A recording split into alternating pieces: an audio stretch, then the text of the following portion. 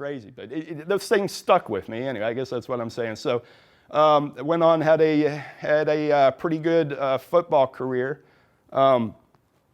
Ironically enough, and Doug may know this kid too, that with a JM on his helmet happens to be John Hagee from Marshall, who I ran AAU track and field with as a kid. We had a fantastic sprint relay team. Anyway, John Hagee went on to play free safety at the University of Texas here in town, and went on, drafted by Buffalo, and then later went on, played free safety for the New England Patriots. The kid tackling him right there had a devastating knee injury at Southwest Texas State, never went any further. So the moral of the story is, shit happens, number one. But number two, I was always very interested in what I can do in the strength and conditioning realm to better myself as an athlete. Which is totally different from doing things to be healthy. So what is my goal now? My goal now has shifted. Okay, I still love, messing with the athletes. Still, any mechanic, if you want a mechanic on something, you want a mechanic on a NASCAR or a Ferrari, right? You want to work with the best. But my goal now is no less than changing the direction of the American healthcare delivery system. I know it can be done a hell of a lot better than what it's being done now. Another part of my background is I worked for the pharmaceutical industries for 17 years, so I've been on the other side of the fence. But I know that we can affect the American healthcare system much better from the preventive side than we can on the maintenance side, or just perpetuating illness, which is essentially what we're doing with the pharmaceutical industry. What is it we're facing exactly? So if you want to look at numbers, by 2030, more than 1/3 of the entire federal budget will be spent on Medicare and Medicaid alone. That's pretty sobering, right? So is this fact here. Looked at it another way, from my friend Rob Wolf, Medicare and Medicaid costs are projected to consume 300% of the U.S. GDP by year 2030. Okay, so I'm a political science guy, and I know as good as anybody that numbers can be manipulated and words can be manipulated to say anything you want, right? I mean, that's pretty much what political science is. But all you have to do is, look at that. Anybody go to their state fair this year? I mean, you don't really need the numbers to know that we've got a serious train wreck getting ready to happen with the American healthcare system. And some more numbers to look at. 50% of all Americans will be obese in 2030. Holy crap. And we know that the disease follows obesity, just about hand in hand. So we can't pay for that. And the thing is, we can't run from it either, because even if we are healthy, even if you individually are as healthy as a horse, it's still a financial strain on the nation. It's certainly a financial strain on infrastructure. If we can't, if we're spending 300% of GDP on health care, there's going to be nothing left for infrastructure, nothing left for defense, nothing left for anything else. So your quality of life is going to be affected. And it's not like you can run from the U.S. and go somewhere else, because it's the same everywhere. The U.S. is just leading the pack. So what do we at Efficient Exercise, what are we going to do about it? Well, it's very easy. We get people in, we put them on a nutrient-dense diet, okay? I kind of avoid using the term paleo because it can kind of turn some people off, or it's, it's kind of, I don't know, it's kind of an inflammatory word now, paleo, primal, all of this. That can all be wrapped up, all of these diets, paleo, primal, anything that has to do with that can be wrapped up very easily by saying we're going to eat a nutrient-dense diet. Well, what does nutrient density mean?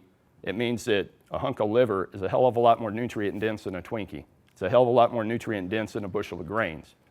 So when you make your food selections, you go down the list of nutrient density, it's very easy to make selections. We also put people on a very, very intelligent exercise program that doesn't take a whole lot of time.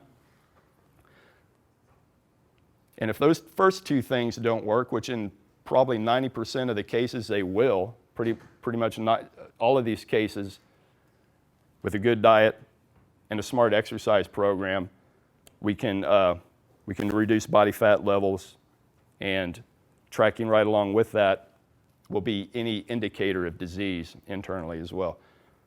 But we also have holistic practitioners that we can send them out to for some additional work. This is just something I came up with too, a little chart a graph that I came up with that will give you a visual sense of what it means to be training for health or what it means to train for performance.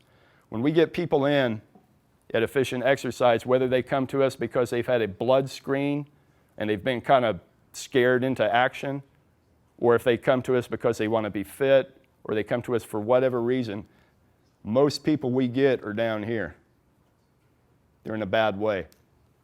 Interesting thing about this is if we train people for performance, okay, first of all, I guess I should back up and let's define what fitness or performance is. Fitness is simply the ability to perform a task, and that's all it is. So it's very hard to say, was a power lifter more fit than a 100-meter sprinter? So that's kind of hard to define, but that's what fitness is, the ability to perform a task. Health, on the other hand, is more internally driven. Health, you can look at things like C-reactive protein, A1C, you can look at blood lipid counts, and it's as easy as the inner workings of your organs. Is your pancreasine right? Is everything acting in synergy? Orthopedically, is everything in one piece? So health and performance are totally different, and that's going to make a big difference when we get over in this zone over here. This line down here, we could say that's time. So I can bring someone into Efficient Exercise, and I've got a case study I'm getting ready to put up here in just a sec. I can bring someone into Efficient Exercise, give them about an hour's worth a week in training, and I can raise their performance up. I can increase hypertrophy, and what I don't have in here is body fat decreasing. I can decrease body fat. I can bring their health up to a level in here, which we can, once we get in this zone here and we start coming across, I've kind of got this health line rising, but essentially you can only be so healthy, right? If everything's in working order, if we have stellar blood work, if we're good orthopedically, if all of our organs are working in synergy, you're healthy. Now you might be, Texas State guy, I'm telling you. So we can surely increase performance, that's for sure. But health, that's kind of a little bit murkier thing. What happens is, if we want to increase performance, after we reach this baseline of good health, now we're talking about investing some time here. When we get into this zone over here of the competitive athlete, we're going from, say, 1 hour a week here to 20 plus. And that's no doubt. And it's no joke. So when people come to me and they say, I want to be healthy, I'm like, sure, yeah, it's an hour a week. We can do that easy. If I have a kid comes to me and says he wants to play Division I football and he only has 5 hours a week to invest, I'm going to tell you to find another way to get there, because I can't do it with 5 hours. You'll never get there on 5 hours a week unless you're just superstar stud, which are few and far between, actually.